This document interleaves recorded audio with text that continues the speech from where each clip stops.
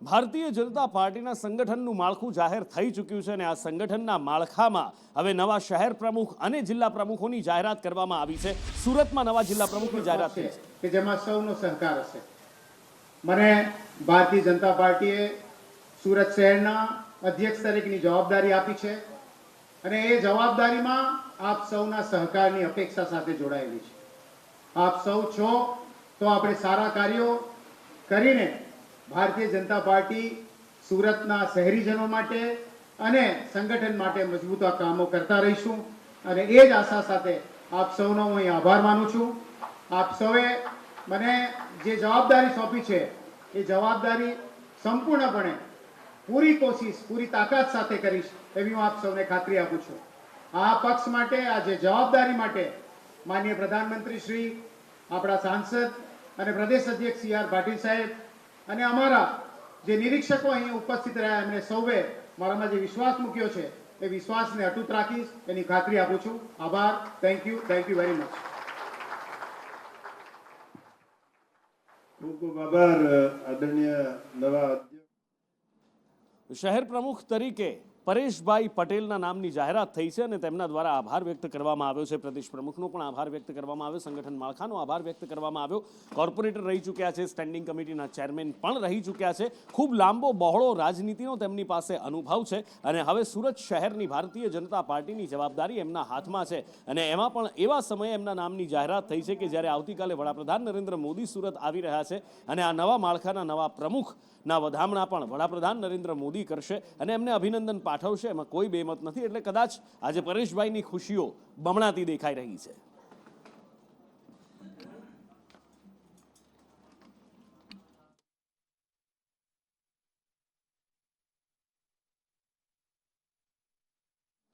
એટલે જેની રાહ જોવાઈ રહી હતી છેલ્લા લાંબા સમયથી, જેના માટેનું લોબિંગ પણ ખૂબ થયું હતું અને એ જિલ્લા પ્રમુખોની જાહેરાત કરી દેવામાં આવી છે, શહેર પ્રમુખોની જાહેરાત કરી દેવામાં આવી છે અને એ અલગ અલગ જિલ્લા શહેરના પ્રમુખો ભાવનગર, બનાસકાંઠા, સુરત અને અલગ અલગ જગ્યાના, હમણાં જ સુરતમાં પણ શહેર પ્રમુખની જાહેરાત થઈ અને પરેશભાઈની અમે જે સ્પીચ હતી આભાર વિધિ એ કરી રહ્યા હતા એ અમે આપને સંભળાવી। અલગ અલગ જગ્યાએથી અમરેલીમાં અતુલ કાનાણીને જવાબદારી સોંપવામાં આવી છે, તો આ બાજુ નર્મદા જિલ્લામાં પણ નીલ રાવને જવાબદારી સોંપાઈ છે, જયપ્રકાશ સોનીને પણ જવાબદારી સોંપાઈ છે। કશ્યપ મારી સાથે જોડાયા છે, કશ્યપ પાસેથી વિગતે જાણીએ। કશ્યપ,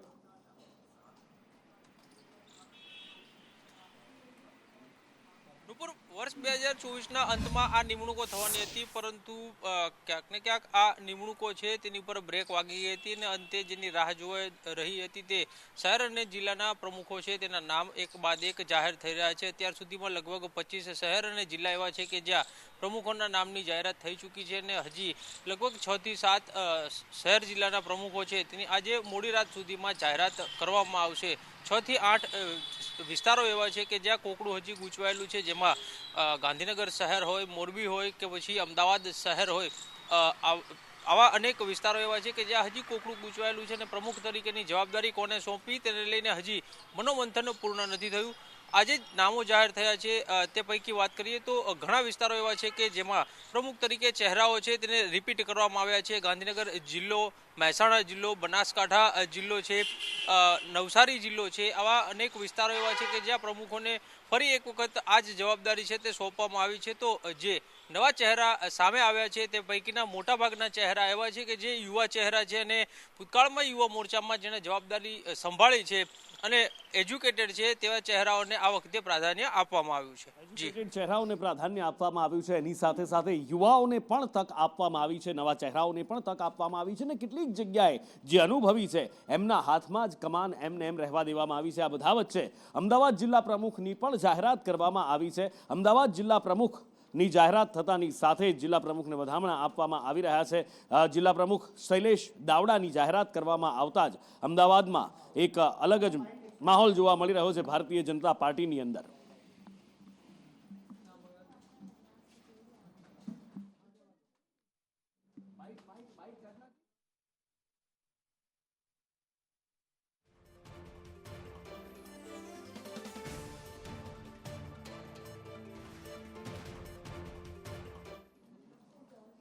તો આ બાજુ અરવલ્લી જિલ્લા પ્રમુખની પણ જાહેરાત કરી દેવામાં આવી છે. ભારતીય જનતા પાર્ટીએ ભીખાજી ઠાકોર ઉપર પસંદગીનો કળશ ઉતાર્યો છે અને અરવલ્લી જિલ્લામાં ભારતીય જનતા પાર્ટીની કમાન હવે રજની પટેલ દ્વારા જાહેરાત કરવામાં આવી છે. ભીખાજી ઠાકોરને જિલ્લા ભાજપ મહામંત્રીની કમાન સોંપવામાં આવી છે. ભારતીય જનતા પાર્ટીએ મારા પર વિશ્વાસ મૂક્યો છે ત્યારે મારી પણ પ્રાયોરિટી એ છે કે જિલ્લાના બધા જ કાર્યકર્તાઓ સાથે મળી અને આ જિલ્લાનું સંગઠન વધુને વધુ મજબૂત થાય અને ગુજરાતમાં મોખરાનું સ્થાન પ્રાપ્ત કરે એવા મારા પ્રયત્નો છે.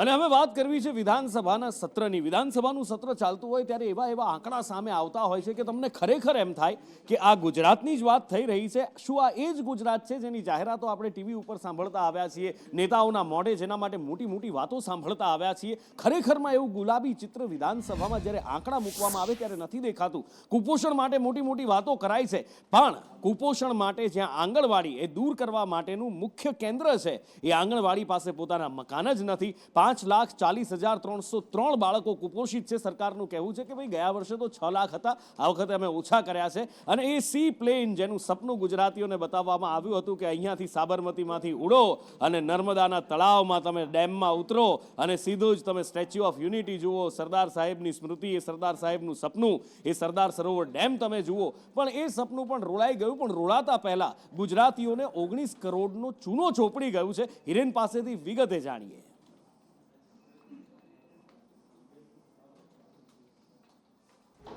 વિધાનસભા ગૃહમાં પ્રશ્નોત્તરી દરમિયાન જે કેટલીક બાબતો સામે આવી છે અને ચર્ચા દરમિયાન જે કોંગ્રેસના ધારાસભ્યોએ માહિતી આપી છે તે અંતર્ગત માત્ર ને માત્ર નર્મદા જિલ્લામાં લગભગ 354 જેટલી આંગણવાડીઓ છે, એમની પાસે પોતાના મકાન નથી, એટલે કે બાળકોએ ખુલ્લી જગ્યામાં અથવા તો ભાડાના મકાનમાં ક્યાંક બેસવું પડે છે. આ જ પ્રકારે છોટાઉદેપુરમાં 380 જેટલી આંગણવાડીઓ પાસે પોતાના મકાનો નથી અને આ મુદ્દે ગૃહમાં પણ સરકારે જવાબ આપ્યો હતો કે આ જગ્યાઓ પર ટેન્ડર પ્રક્રિયા થઈ રહી છે અને ક્યાંક જમીનના પ્રશ્નો છે, એના કારણે હજી સુધી ત્યાં મકાન નથી બનાવી શક્યા.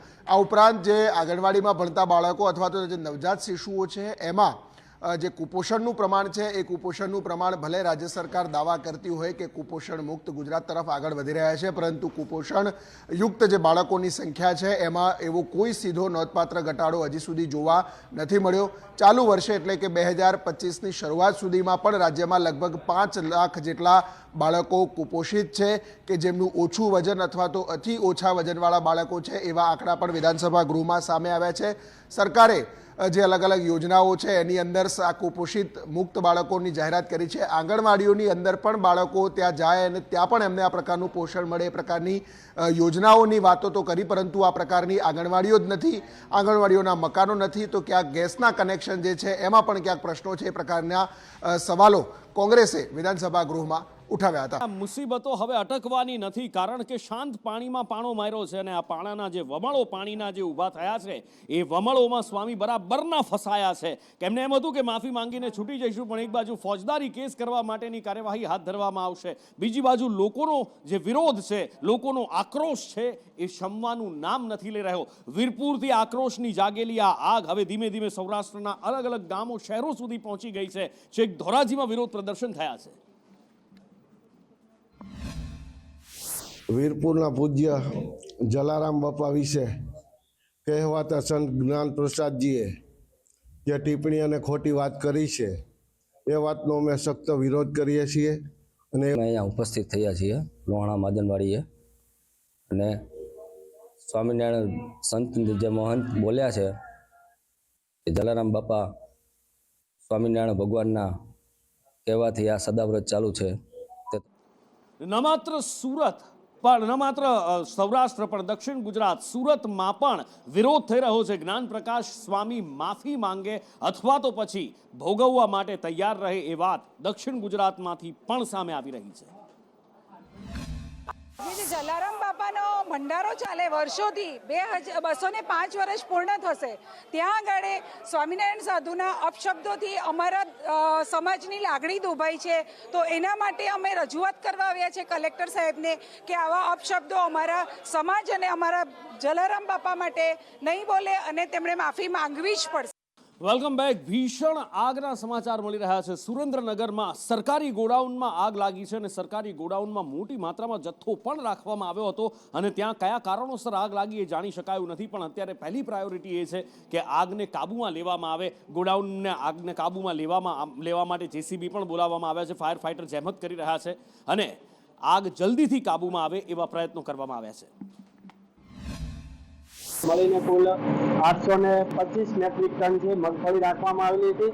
આજે શોર્ટ સર્કિટના કારણે આગ લાગી હોય એવું પ્રાથમિક દ્રષ્ટિએ જણાય છે અને 5 જુદા જુદા ફાયર ફાઈટરની ટીમો દ્વારા આગને કાબૂમાં હાલ મેળવી લીધો છે અને આગળ પણ આગને સ્પ્રેડ થતી છે અટકાવી દીધી છે. હવે બાકીના ગોડાઉનની અંદર જે આગ સ્પ્રેડ થવાની કોઈ સંભાવના નથી, પણ હાલ જે ચાલુ આગ છે આગને ફાયર ફાઈટરની ટીમો છે એ ટૂંક સમયમાં તમામ આગ ઓલવવાની કામગીરી ચાલુ છે. નુકસાનનો અંદાજ તો હાલ કાઢી ન શકાય. 25,000 બેગ છે, એમાંથી અંદાજિત ઉપરથી જે 2,000ની આસપાસ તો બેગ બળી ગઈ છે. હજી થોડા દિવસ પહેલા જ વડાપ્રધાન મોદી વતનની મુલાકાતે હતા, ગુજરાતની મુલાકાતે હતા. સૌરાષ્ટ્રની તેમણે મુલાકાત લીધી હતી અને આવતીકાલે ફરી એકવાર વડાપ્રધાન વતનમાં આવી રહ્યા છે, ગુજરાત આવી રહ્યા છે અને આ વખતે તેઓ દક્ષિણ ગુજરાતની મુલાકાતે જવાના છે અને એમાં પણ સુરતમાં સભા ગજવવાના છે. ત્યારે તૈયારીઓને આખરી ઓપ આપી દેવાયો છે. પ્રધાનમંત્રી નરેન્દ્ર મોદી આવતીકાલે દક્ષિણ ગુજરાતના પ્રવાસે છે. ત્યારે સૌપ્રથમ વાત કરીએ તો તેઓ સેલવાસ જશે, ત્યારબાદ સુરતના લીંબાયત વિસ્તારમાં આવવાના છે. સૌપ્રથમ વાત કરીએ તો ગોરાદાથી તેઓ હેલિપેડથી નીચે ઉતરીને ત્યારબાદ બાય રોડ શો કરશે અને 3.5 કિલોમીટર કાપીને આ નીલગિરી ગ્રાઉન્ડ પર આવશે. વિવિધ યોજનાઓ છે, લાભાર્થીઓ છે, તેને લાભાર્થીઓને લાભ આપવાની યોજના છે અને એક મોટી સભા સંબોધશે. ત્યારે તારામાર તૈયારીઓ છે તે અત્યારથી જ કરી દેવાય છે. જે કહેવાય કે સુરક્ષાનો ચાપતો બંદોબસ્ત પણ ગોઠવી દેવામાં આવ્યો છે. હજારોની સંખ્યામાં પોલીસ કાફલો પણ અહીં મૂકી દેવામાં આવ્યો છે. એટલે આવતીકાલે અને પરમ દિવસે પ્રધાનમંત્રી દક્ષિણ ગુજરાતના પ્રવાસે છે. ત્યારે સૌપ્રથમ વાત કરીએ તો સેલવાસ જશે અને સેલવાસથી સુરતના નીલગિરી ગ્રાઉન્ડ ખાતે તેઓ સભા સંબોધવાના છે અને ત્યારબાદ રાત્રિ રોકાણ છે તે સુરતના સર્કિટ હાઉસ કરવાના છે અને ત્યારબાદ વહેલી સવારે ફરીથી તેઓ જે કહેવાય કે નવસારી મહિલા દિવસના દિવસે એક અનોખો જે કાર્યક્રમ છે તે યોજવાના છે. એટલે કહેવાય કે પ્રધાનમંત્રી નરેન્દ્ર મોદી દક્ષિણ ગુજરાતના પ્રવાસે છે અને ખાસ કરીને વાત કરીએ તો સુરતના પ્રવાસે છે. ત્યારે સુરતી વાસીઓમાં અનેરો ઉત્સાહ જોવા મળી રહ્યો છે પ્રધાનમંત્રી નરેન્દ્ર મોદીને આવવાને. કેમેરા પર્સન અજીત પટેલ સાથે મનીષ પરમાર, સંદેશ ન્યૂઝ, સુરત.